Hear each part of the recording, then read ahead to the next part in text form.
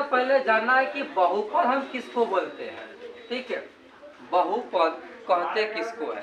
तो देखो, अत्यधिक पदों के समूह यानी कि 2, 3, 4, 5 ऐसे जितने भी पद हो, ठीक है, अनेक पदों के समूह को हम बहुपद कहते हैं। जिसमें बहुत सारा पद आ गया वो बहुपद है। ठीक है, अब जैसे मैंने एग्जाम्पल लिया, आप यहाँ पर देखो एग्जाम्पल नंबर 1 में इसमें कितने पद है। 1, 2, 3 कितने पद है? 3 गो पद है।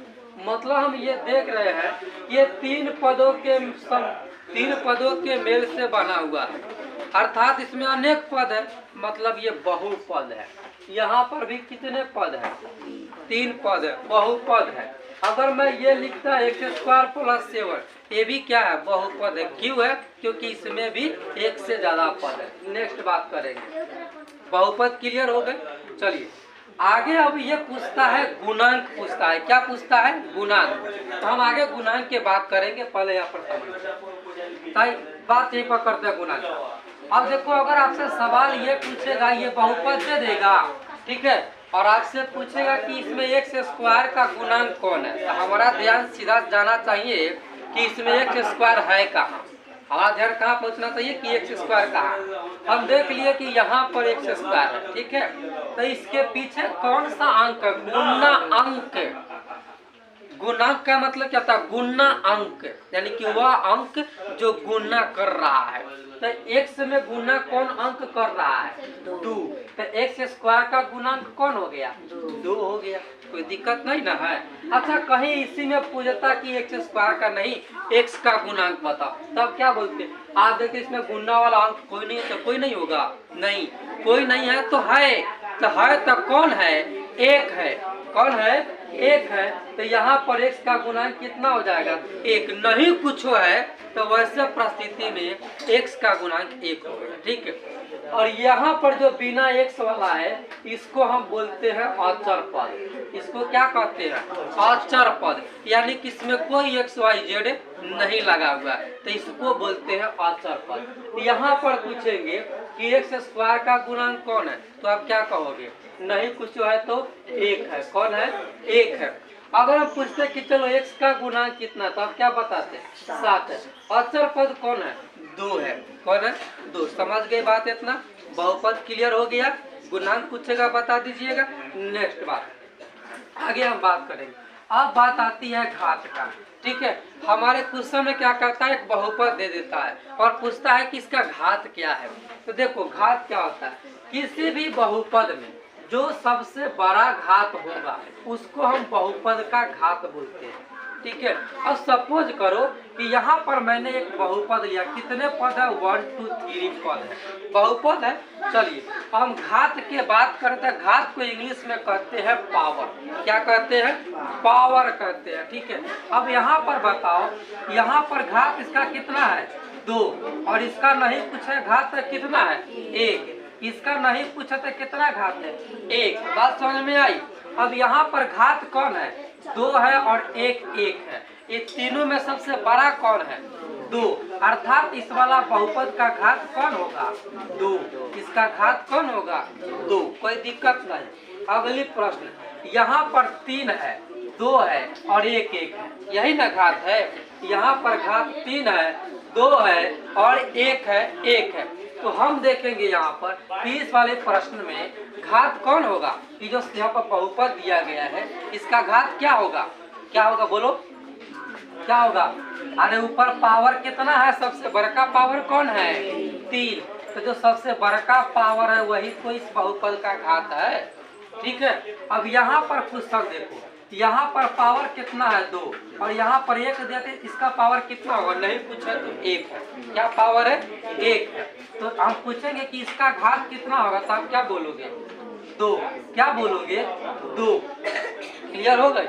नेक्स्ट बात, अब यहाँ पर देखेंगे घात कितना है। तो यहाँ पर अगर हम देखें घात के बात करें तो यहाँ पर x के ऊपर कुछ नहीं है तो 1 होगा। क्या होगा? 1 होगा। और यहाँ पर भी कुछ नहीं है तो क्या होगा? 1 होगा। मतलब इसका घात क्या है? दोनों सेम है तो 1 ही घात होगा। क्या होगा? घात 1 ही होगा।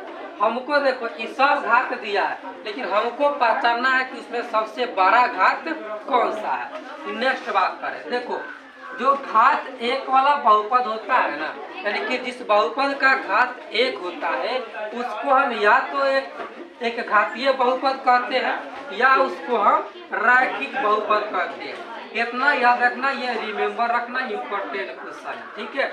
घात एक वाले बहुपद को क्या कहते हैं? रैखिक बहुपद या एक घातीय बहुपद या ए बी दोनों या इनमें से कोई नहीं। तो एक घातीय रहे तो एक घातीय, रैखिक रहे तो रैखिक, हो सकता है कहीं दोनों ऑप्शन में रहे तो हम दोनों वाला चेक करेंगे, ठीक है। घात एक वाला बहुपद को हम रैखिक या एक घातीय बहुपद कहते हैं। जैसे यहाँ पर देख लीजिए, ये जितना जो बहुपद दिया गया है इन सारे बहुपद में घात क्या है? एक है। इसका भी घात एक है, इसका भी घात कितना है?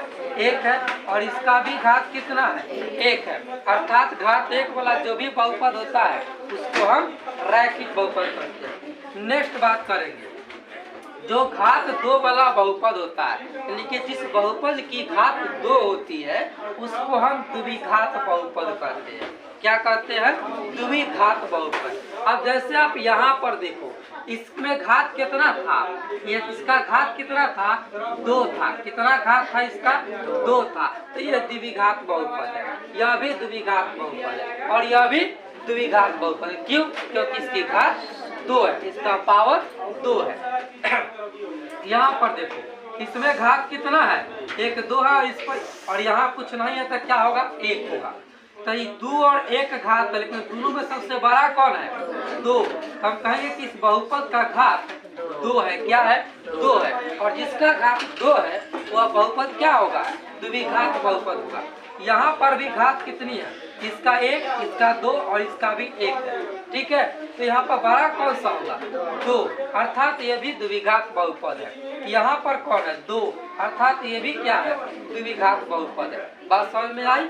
नेक्स्ट बात करेंगे त्रिघात बहुपद के, ठीक है। सॉरी, द्विघात बहुपद के मानक रूप एक और चीज जान लीजिए। कभी कभार एक नंबर वाला में सवाल आ जाता है, इनमें से कौन द्विघात बहुपद को दर्शाता है? इनमें से कौन द्विघात बहुपद को दर्शाता है? तो आपके ध्यान में रहना चाहिए कि यहाँ पर स्क्वायर हो और यहाँ पर एक्स हो और यहाँ पर अचर पद हो तो वह द्विघात बहुपद को दर्शाता है। यानी उसमें स्क्वायर भी हो, एक घात भी हो और अचर पद भी हो।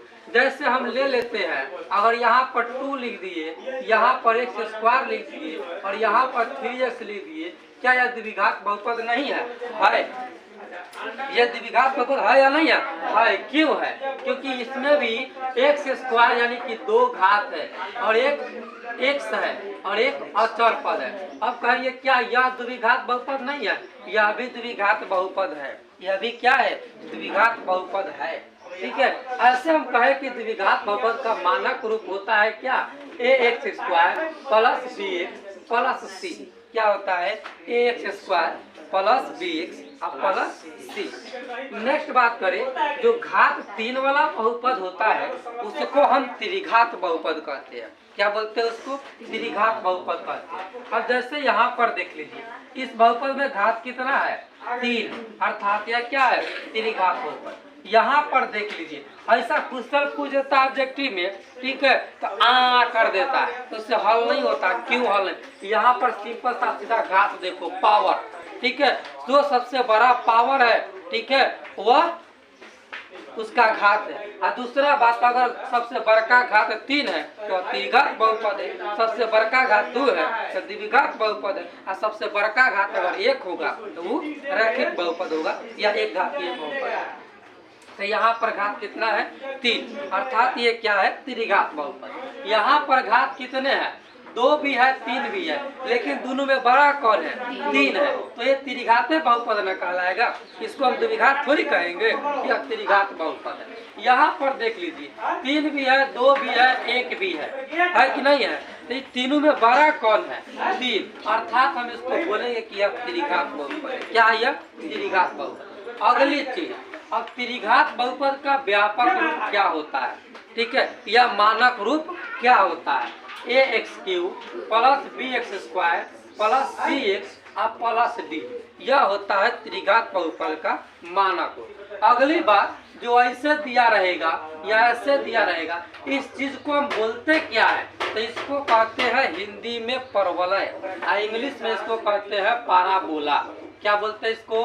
पाराबोला। इंग्लिश में पाराबोला कहते हैं और हिंदी में इसको कहते हैं परवलय। ठीक है। अब जैसे देख लीजिए, ग्राफ के कॉपी में एक ग्राफ बनी रहे, ये ग्राफ है और ग्राफ में जो ग्राफ है ना, इसको बोलते हैं एक्स अक्ष। ये पूरा यहाँ से यहाँ तक कथी हो गया? एक्स अक्ष हो गया। और इसको बोलते हैं वाई अक्ष। क्या कहते हैं इसको? यहाँ से यहाँ लिया वाई अक्ष हो गया। बात समझ में आ रही है? इसको बोलते हैं एक्स अक्ष और इसको बोलते हैं वाई अक्ष। ठीक है। और हमने जो है, हमने क्या किया कि एक इसमें पाराबोला खींचा। क्या खींच दिया? पाराबोला खींचा। और हम पूछेंगे कि यह एक्स अक्ष को कितने बिंदुओं पर काट देता है? एक्स अक्ष को कई जगह काट रहा है, कोई बताओ। एक्स अक्ष को ईंबा काट रहा है ही, एक्स अक्ष को ईंबा काट रहा है कि नहीं काट रहा है?